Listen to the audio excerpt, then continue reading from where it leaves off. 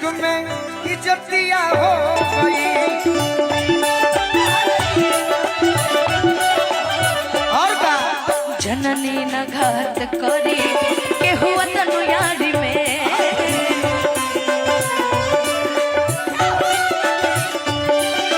जननी न घात करी के हुआ तनु यारी में।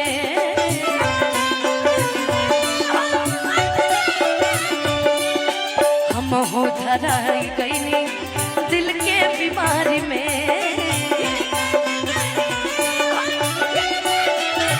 और का कि पगली कहे जमाना रे,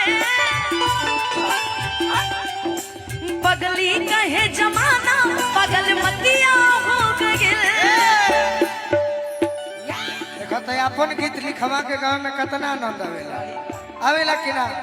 कि बुझाला कि तहार हो जमाना पागल अरे मतिया हो गए। नीलाम उनका इश्क में, हाय हाय हाय हाय। नीलाम उनका इश्क में इज्जतिया हो गई। नीलाम उनका इश्क में इज्जतिया हो गई। तोहरे दीदार खाती आई तोहर गली,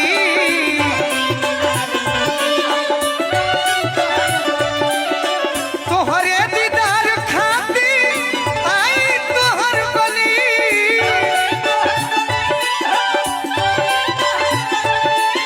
अरे आई तोहर गली, ओढ़नी से चेहरा ढाके तो, ओढ़नी से चेहरा ढाके तो तकलीफ हो खेला। और का नीलम तहरा इश्क में इज्जतिया हो गई। अगला लाइन बहुत सुंदर लिखले बनी जख्मी भैया। अब यही गाना गई है सब कलाकार हो जे तहरा जवाब देवे में बल बनी कि हमरो भी एगो गीत हमारा अपन बा। रब से भी ज्यादा चाहनी हमर दोस्त अपन बा। दोस्त अपने बा, दोस्त बहुत बा। रब से भी ज्यादा चाहनी हमर दोस्त अपन बा।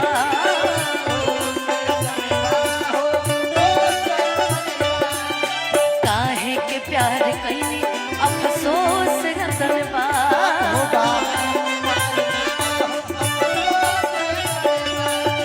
जनवा के दुश्मन जख्मी के, जनवा के दुश्मन जख्मी के सुरतिया हो गए। नीलाम उनका इश्क में, नीलाम उनका इश्क में इज्जतिया हो गई। नीलाम उनका इश्क में इज्जतिया हो गई। मोहब्बत का के करो से गलतियां हो गई। और बा मोहब्बत मोहब्बत का के इश्क में गलतियां हो गई। नीलम तहरा इश्क में इज्जतिया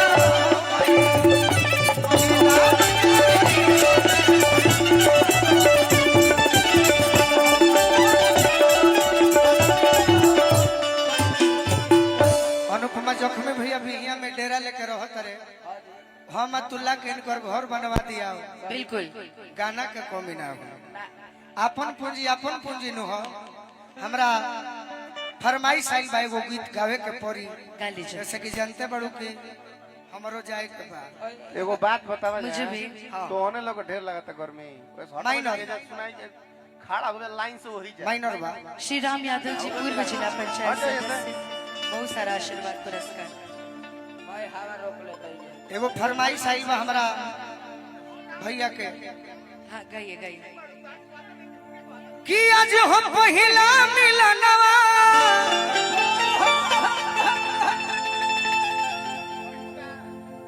मिलल सजनी के सजनवा। भाव में कि हमारी अंग अंग के फरमाइश रहे हमरा नियन खिलाल बा बदनवा कि सुनी सुनी भगवान जन बिहान हो खेती कि आज राजा जी के जवान हो खेती आज राजा जी के जवान हो कि आज राजा जी के कोरवे में जवान हो खेती आज राजा जी के जवान हो सुनी सुनी भगवान जन बिहान हो खेती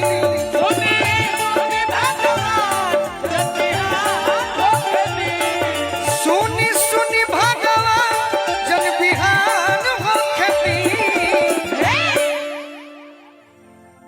भैया हमारा राजकुमार जी के तरफ से आशीर्वाद मिलल कि आज राजा जी के कोरवे में जवान हो खेती आज राजा जी के कोरवे में जवान हो खेती आज राजा जी के कोरवे में जवान हो खेती हरी हरी चुड़िया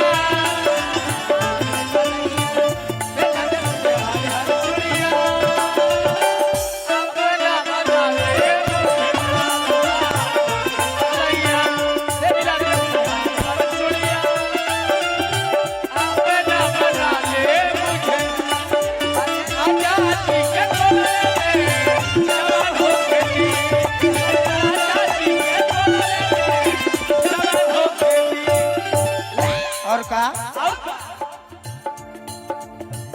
राजा जी के उठावा में उठ जब सती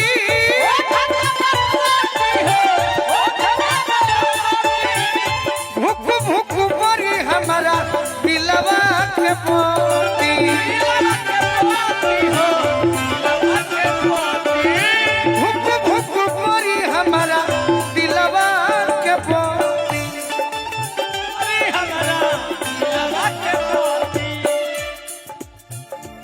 रात भर लभ के दरिया में